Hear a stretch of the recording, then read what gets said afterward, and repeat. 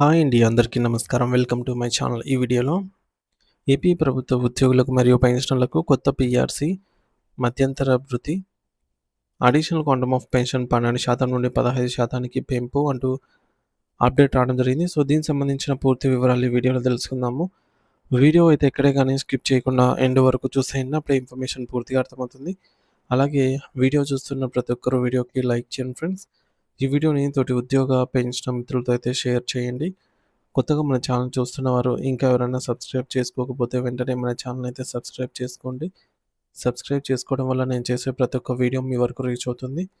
ఇక ఆలస్యం చేయకుండా వివరాల్లోకి అయితే వెళ్ళిపోదాము. సో ఫ్రెండ్స్, ఇక విషయానికి వచ్చినట్టయితే ఆంధ్రప్రదేశ్ రాష్ట్రంలోని ప్రభుత్వ ఉద్యోగుల హక్కుల సాధన కోసం పెండింగ్లో ఉన్నటువంటి ఆర్థిక ప్రయోజనాల కోసం ఒక భారీ ఉద్యమ కార్యాచరణకు తెరదించింది. ముఖ్యంగా కొత్త పీఆర్సీ కమిషన్ ఏర్పాటు చేయడం, ఉద్యోగులకు తక్షణ ఉపశమనంగా మధ్యంతర భృతి ఐఆర్ ప్రకటించడం మరియు సుదీర్ఘకాలంగా పేరుకుపోయిన డిఏ బకాయిలను వెంటనే చెల్లించాలని ప్రధాన డిమాండ్లతో ఏపీ ఐకాస అమరావతి ఉద్యోగుల సంఘం తమ పోరాట బాటనైతే ప్రకటించింది.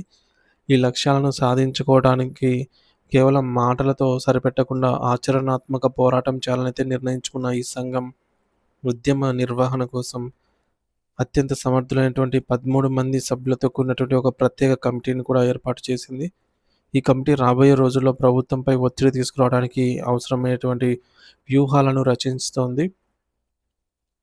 మరి విజయవాడలోని రెవెన్యూ భవన్ వేదికగా జరిగినటువంటి ఈ యొక్క కీలక ఉద్యోగ వర్గాల్లో ఒక కొత్త చైతన్యాన్ని అయితే నింపింది. రాష్ట్రంలోని మొత్తం 28 జిల్లాల నుంచి వచ్చిన ప్రతినిధులు, ఈ వివిధ శాఖల ఉద్యోగ సంఘాల నాయకులు మరియు ఈ సమావేశంలో పాల్గొని తమ ఆవేదనను, ఆకాంక్షను అయితే పంచుకున్నారు. ఏపీ ఐకాస అమరావతి చైర్మన్ బొప్పరాజు వెంకటేశ్వర్లు గారు ఈ యొక్క సందర్భంగా మాట్లాడుతూ రేపటి నుండి తమతో కలిసి నడిచే ప్రతి ఉద్యోగ సంఘాన్ని కూడా కలుపుకొని ముందుకు వెళ్తామని చెప్పేసి, ఐక్య పోరాటమే తమ బలం అని చెప్పేసి స్పష్టం చేశారు.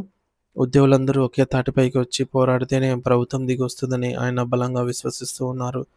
గత ప్రభుత్వ హయాంలో అమలు చేసినటువంటి పీఆర్సీ వల్ల ఉద్యోగులకు ఆశించిన ప్రయోజనం కలగకపోగా అది రివర్స్ పీఆర్సీగా మారి తమ ఆర్థిక స్థితిని దిగజార్చిందని ఉద్యోగులు తీవ్ర అసంతృప్తితో అయితే ఉన్నారు.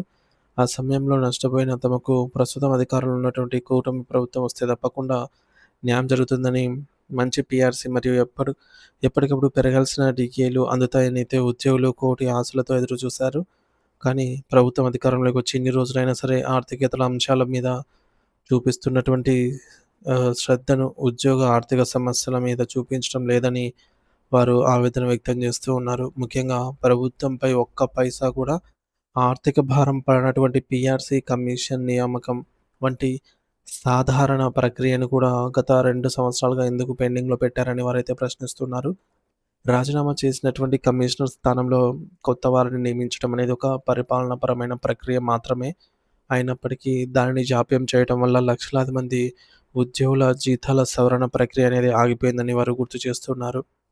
ధరల పెరుగుదల వల్ల సామాన్య ఉద్యోగి కుటుంబం గడవడం కష్టమవుతున్న తరుణంలో పెండింగ్‌లో ఉన్నటువంటి డిఏ బకాయిలు తమకు ఎంతగానో ఆసరాగా ఉంటాయని, వాటిని తక్షణమే విడుదల చేయాలనైతే ప్రభుత్వంపై ఒత్తిడి పెంచుతున్నారు. ఇప్పటివరకు ఎంతో ఓపికగా వేచి చూశామని, కానీ ప్రభుత్వం వైఖరిలో మార్పు రాకపోవడంతో ఇక ఉద్యమమే శరణ్యమని ఏకగ్రీవంగా అయితే నిర్ణయించారు. ఈ క్రమంలోనే 13 మందితో కూడుకున్నటువంటి కమిటీని కూడా నియమించి అన్ని జిల్లాల సమన్వయంతో క్షేత్రస్థాయి నుంచి పోరాటాన్ని ఉధృతం చేయబోతూ ఉన్నారు. ఉద్యోగుల న్యాయమైన కోరికలను తీర్చే వరకు విశ్రమించేదే లేదని, అవసరమైతే రాష్ట్ర వ్యాప్తంగా నిరసన కార్యక్రమాలను చేపడతామని అల్టిమేటం జారీ చేశారు. ఈ పోరాటం కేవలం జీతాల కోసం మాత్రమే కాదు, ఉద్యోగుల ఆత్మగౌరవం మరియు వారి కుటుంబాల ఆర్థిక భద్రత కోసం చేస్తున్న ధర్మయుద్ధం అని అయితే బొప్పరాజు వెంకటేశ్వర్ గారు అయితే అభివర్ణించారు.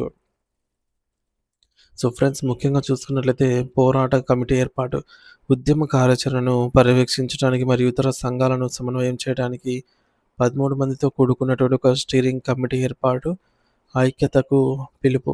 రాష్ట్రంలోని అన్ని ఉద్యోగ సంఘాలు విభేదాలు పక్కన పెట్టి ఉమ్మడి ప్రయోజనాల కోసం కలిసి రావాలని ఏపీ ఐకాస అమరావతి పిలుపునిచ్చింది.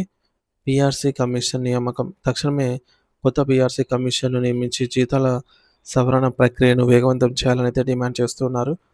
మధ్యంతర భృతి ఐఆర్ కొత్త పీఆర్సీ అమలుకు సమయం పడుతుంది కాబట్టి, ఆలోపు ఉద్యోగులకు ఆర్థిక ఊరటనిచ్చేందుకు ఐఆర్ ప్రకటించాలనైతే కోరుతున్నారు. బకాయిల చెల్లింపులు. పెండింగ్‌లో ఉన్నటువంటి డీఏలు మరియు ఇతర ఆర్థిక బకాయిలను వెంటనే క్లియర్ చేయాలని ప్రభుత్వాన్ని కోరారు. ప్రభుత్వ వైఖరిపై విమర్శ. ప్రభుత్వం ఆర్థికేతర అంశాలకే ప్రాధాన్యతనిస్తూ ఉద్యోగుల కడుపు కొడుతోందనైతే వారు ఆరోపిస్తూ ఉన్నారు. 28 జిల్లాల భాగస్వామ్యం. ఈ ఉద్యమంలో రాష్ట్రంలోని అన్ని జిల్లాల ప్రతినిధులు భాగస్వాములు కావడం ద్వారా దీనిని ఒక ప్రజా ఉద్యమంగా మార్చాలనైతే నిర్ణయించారు. సో, దీనిపై మీ అభిప్రాయం ఏంటి అనేది తప్పకుండా కామెంట్ ద్వారా అయితే తెలియజేయండి ఫ్రెండ్స్.